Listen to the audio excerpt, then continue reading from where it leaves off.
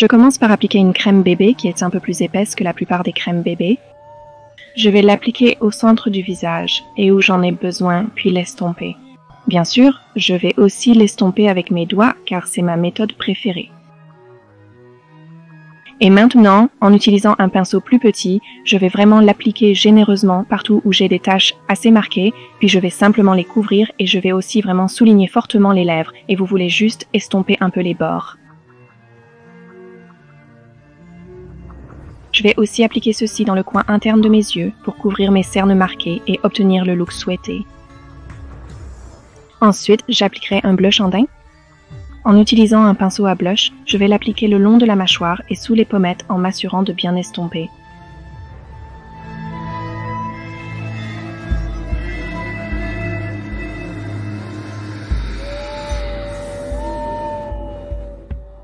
Malgré la perfection de la crème bébé pour une peau lumineuse, elle peut parfois donner un aspect trop brillant.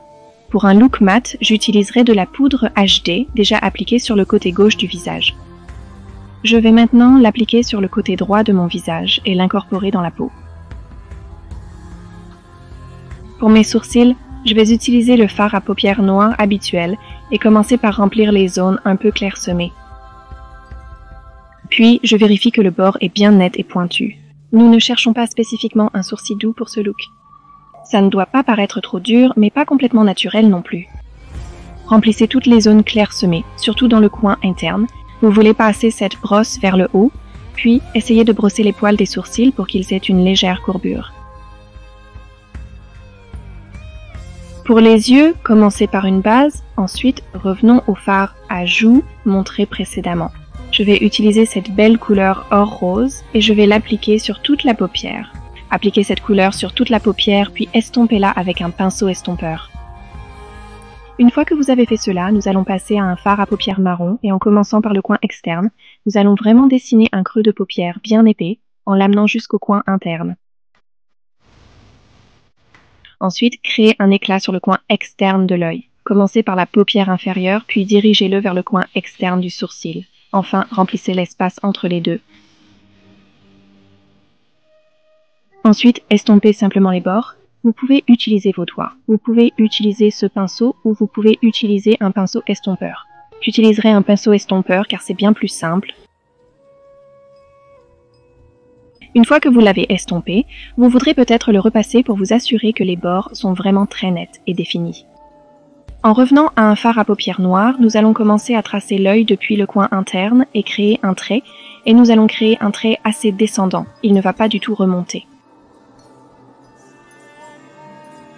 Après avoir tracé le coin externe, ramenez cette couleur jusqu'au coin interne, puis tracez-la le long du pli coupé.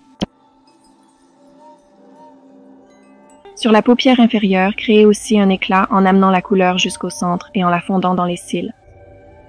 Créez un éclat dans le coin interne et reliez-le à tout le reste.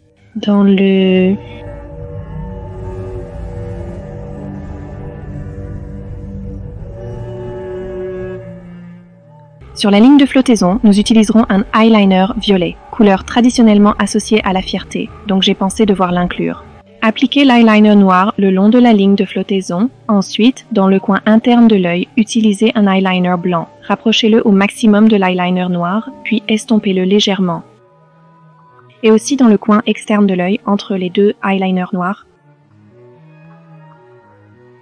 Nous allons l'utiliser juste en dessous de l'arc du sourcil. Cela peut sembler lourd, mais ne vous inquiétez pas. Remplissez-le fortement, puis estompez-le avec vos doigts. La chaleur facilitera le mélange. Ensuite, passez une brosse dessus pour l'estomper davantage. Pour cette fois, je vais appliquer du mascara sur mes cils inférieurs et le garder uniquement à cet endroit. Nous passons à une fine poussière de paillettes et je vais l'appliquer dans le coin interne de l'œil et... Puis, je vais apporter le produit au centre de la paupière supérieure et l'estomper. Vous aurez probablement quelques retombées, alors prenez un pinceau éventail et brossez-les. Terminez avec de faux cils, mais si vous ne voulez pas utiliser de faux cils, utilisez simplement du mascara à la place. Pour la lèvre supérieure, remplissez-la avec le même eyeliner violet utilisé précédemment. Nous passons à un rouge à lèvres rouge.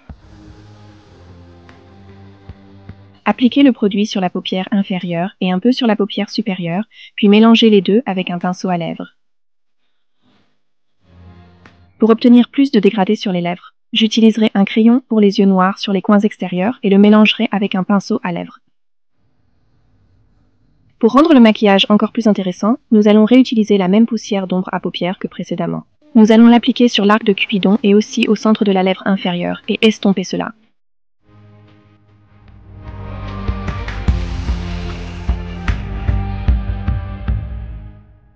Estompez tout et c'est tout.